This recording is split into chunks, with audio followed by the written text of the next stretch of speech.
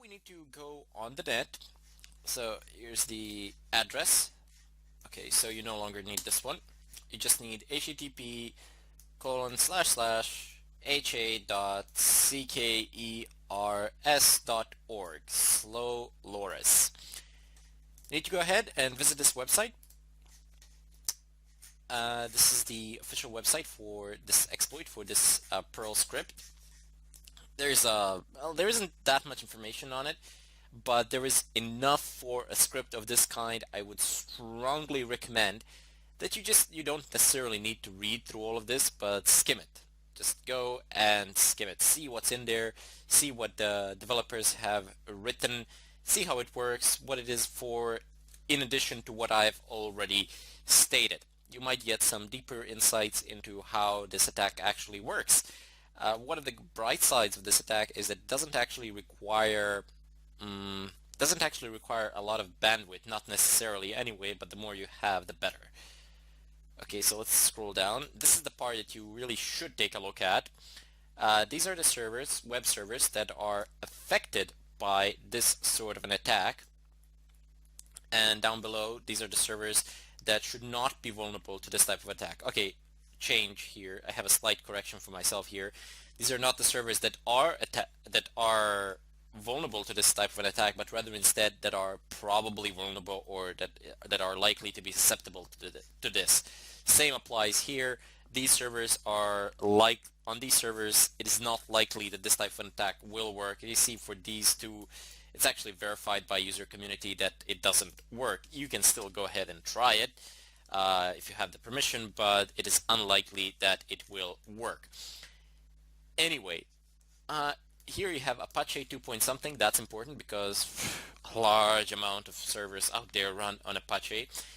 And what I'm pleased to see here is that Light PD doesn't seem to be affected by this, and Nginx also doesn't seem to be affected by this. More importantly, Nginx. If you don't know what Nginx is, it's spelled, for some strange reason, it's spelled Nginx. It's an alternative to Apache. It hasn't been quite around for that long, like Apache, but definitely long enough. And people have been using it as a substitute for Apache. It's said to be faster, but I can't really confirm this. Anyway, that's a bit of extra information that I've just dumped in there somehow. Doesn't really matter. It says here also that there are requirements for this script to actually run. But if you're running it on Kali Linux in the latest version, as I am, you shouldn't need to install anything extra. If you do, refer to the site and see what else is missing, but I don't know, I've tried it. I've tried it on the Kali Linux that I'm running, and you are running the same system back at your place. You shouldn't need to install anything of a kind. Anyway, if you just keep on scrolling down, just a keynote here for anybody out there that wants to do this on Windows. You can, but you need to set up cygwin. Yeah, this is, I mean, it's definitely doable, but I wouldn't really recommend it. Anyway, you go down further and it says download. It's solaris.pl. You will need to download this particular script, or if you want to perform this DOS attack on an IPv6 protocol, you can also download this script. Not a lot of, I wouldn't say that high of a percentage of the world is using IPv6, not yet anyway, but slowly but surely they are switching to IPv6. Let me tell you why. You have about 4 billion IPv4 addresses, and you have exponentially more IPv6 addresses because there is a shortage of IP addresses. They switched over to IPv6 protocol. They made it available, but I don't know why exactly, but not that high of a percentage has switched to IPv6, not yet anyway.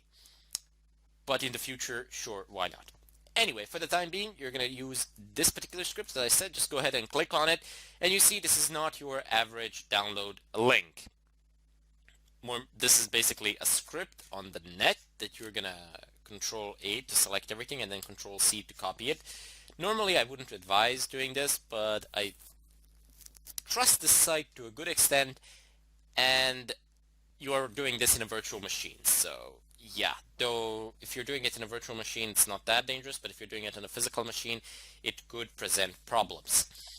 Anyway, let's just go ahead. I have two of the files which I've previously created, so I'm just gonna delete both of them, and I'm gonna create a new one, nano slow loris. You can name this whatever you want, by the way, .pl, but this just makes sense. And you do need an extension PL, though. That is absolute must-have here. Press enter to create just open up the file in nano. Paste the contents. It might take don't close it and save it immediately. It takes a while for everything to load. You have the code here. Down below is explanations on behalf of the developers have placed there. So you got some things here. You can go through the script if you wish, if you know how to read Perl scripts. Control O to save, press enter, Control X to exit.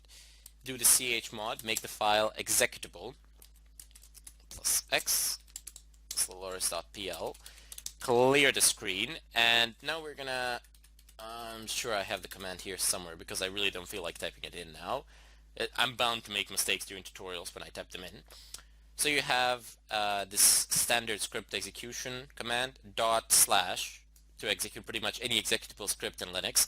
Then you type in the name of the script or the path to the script. Then you have this argument DNS, and then you have the IP address, and you have dashboard 80. And I do believe that this is the number of threads, or should I say socks that are opened. Anyway, go ahead. I have typed in the IP address of my router, of course, on which I'm going to be performing this. I have done the nmap scan for this particular IP address. So go ahead and press enter, and this is going to run. Let's open up a browser. It's 192.168.1.1. Now it might load, it might not load. Okay, it doesn't load. It says the connection was reset. I am unable to access it. So let's go ahead into Kali. Stop this attack. Go back to Firefox. Let's try reloading the site now. Try again. No, why? I have stopped the script, have I?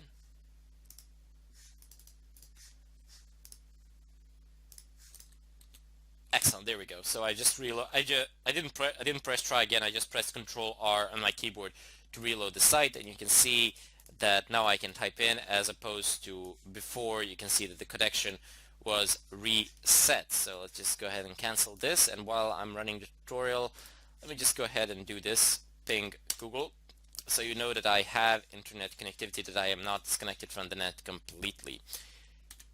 Not Q, but Control C. So pretty simple to execute. No, you don't need to invest that much thought into it. If you just conduct a scan, if you see that it's vulnerable, then you can perform an attack. If you see that it's not vulnerable, then of course you won't be able to do it. Now, a key reminder before I finish this: all of these tests I'm doing on my router. So on this particular web server that I'm running on this router.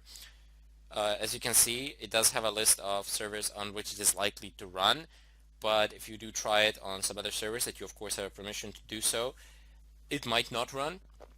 Also, it might actually slow the sites down, increase the loading time, or increase the loading time to a couple of minutes, as I do believe I stated before. So it can be a full DOS attack or a partial DOS attack. If it's a partial one, don't be disencouraged. It's pretty much just as effective as the real one, primarily because nobody's going to wait around for 5 minutes for their sites to load. Or rarely anyone will. Just try putting yourself in such a position.